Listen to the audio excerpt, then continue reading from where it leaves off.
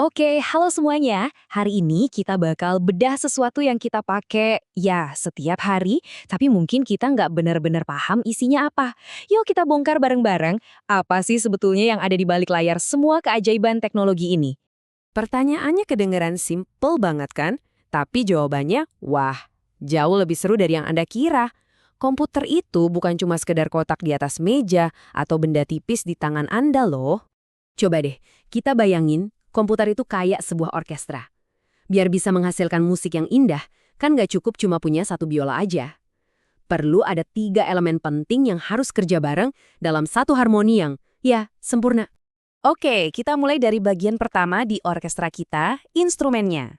Nah, di dunia komputer, ini kita sebut sebagai hardware atau perangkat keras. Gampangnya gini, kalau sesuatu itu bisa Anda sentuh, bisa Anda lihat wujud fisiknya, ya itu kemungkinan besar hardware. Ini tuh semua bagian fisik yang ngebentuk komputer Anda, dari yang paling kecil sampai yang paling besar. Nah, ini dia instrumen-instrumennya yang pasti udah gak asing lagi. Ada CPU, otaknya komputer yang kerja keras mikir, ada monitor, panggung tempat semua aksi ditampilkan, ada keyboard buat kita ngasih perintah, terus ada hard disk atau SSD, perpustakaan raksasa yang nyimpen semua data kita. Ini semua adalah bagian fisik dari orkestra kita. Punya instrumen canggih tapi nggak ada musiknya, buat apa coba? Bener kan? Nah, disinilah komponen kedua kita masuk, software. Anggap aja ini partitur musik untuk orkestra kita. Beda banget sama hardware, software ini nggak punya wujud fisik, nggak bisa disentuh.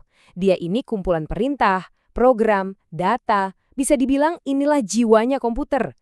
Dialah yang ngasih tahu setiap hardware harus ngapain. Nah, partitur musik ini ternyata ada 2 jenis utama. Yang pertama, ada sistem operasi, kayak Windows atau Mac OS. Anggap aja ini fondasi atau panggungnya, dia yang ngatur semua sumber daya di komputer. Nah, di atas fondasi itulah kita punya program aplikasi, kayak Microsoft Word atau Photoshop, yang kita pakai buat ngerjain tugas-tugas tertentu. Jadi, kebayang ya, sistem operasi itu ibarat panggung besarnya, sementara program aplikasi itu adalah aktor-aktor yang tampil di atas panggung itu. Sama-sama software, tapi perannya beda banget.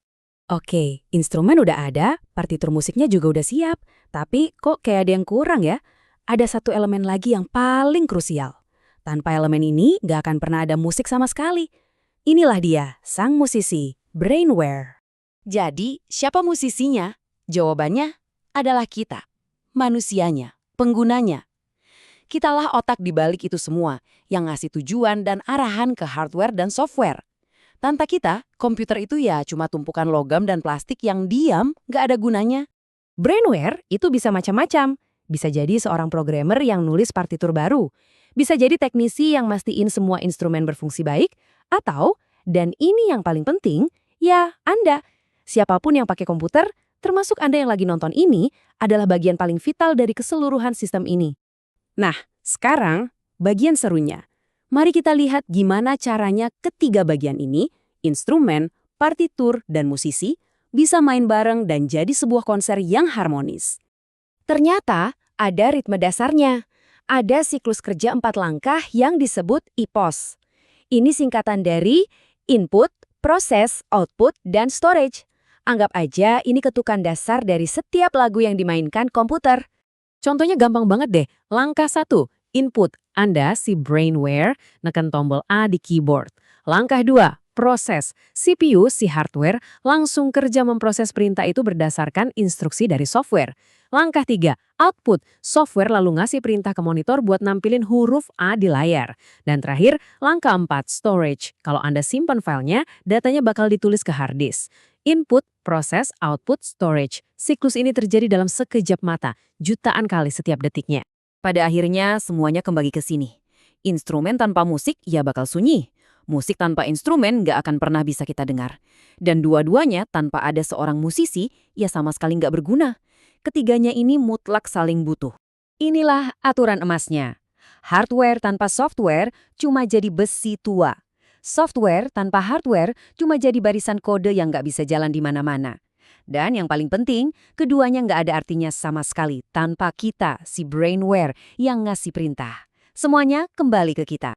Jadi, pada akhirnya, komputer itu bukan cuma alat. Ia adalah perpanjangan dari kemauan kita, instrumen paling canggih yang pernah ada. Pertanyaannya sekarang bukan lagi apa itu komputer, tapi Anda adalah musisinya. Karya hebat apa yang akan Anda ciptakan dengannya?